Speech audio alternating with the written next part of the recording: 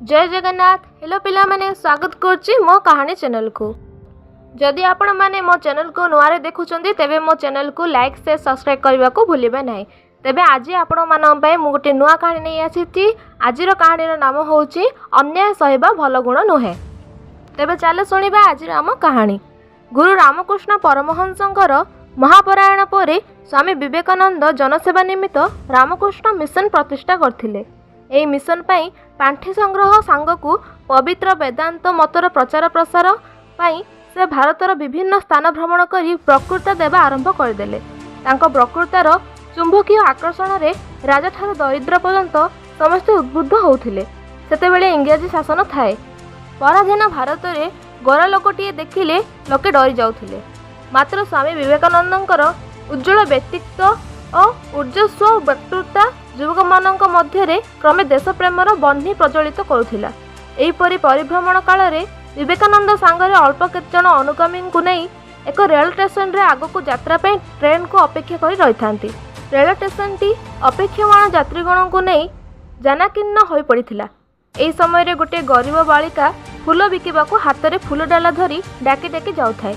Rail विभागर जड़े गोरा कर्मचारी पिलाटी को डाकी फूल डालारू बाछि बाछि गुड़ाए फूल नेले किंतु पैसा देले नहीं।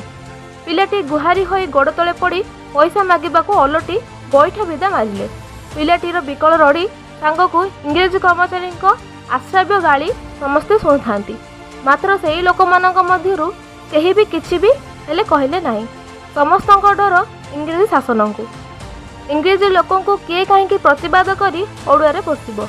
किंतु आखि आगरे एहीपरि अन्याय देखि स्वामी विवेकानंद सही पारले नाही। से उठी जाई प्रतिवाद कले और गरीब झीटी को ता फूलर मूल्य देबा पई इंग्रेजी कर्मचारी को कहले।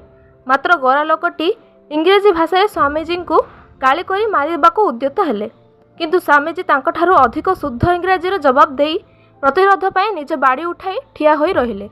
विशुद्ध इंग्रेजी उच्चारण और स्वामीजी को हृष्टपुष्ट सबल शरीर देखि गोरा लोकटी अटकी गला।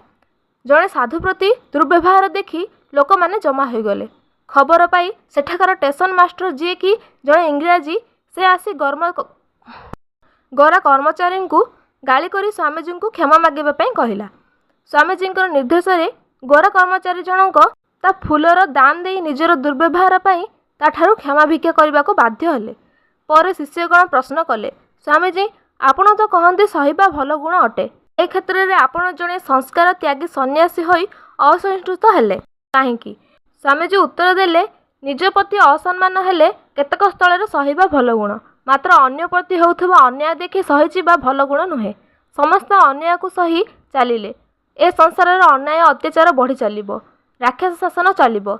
तेणु एहार प्रतिरोध करबा उचित। शिष्य माने स्वामीजी कथा शुणी खुशी हो गले।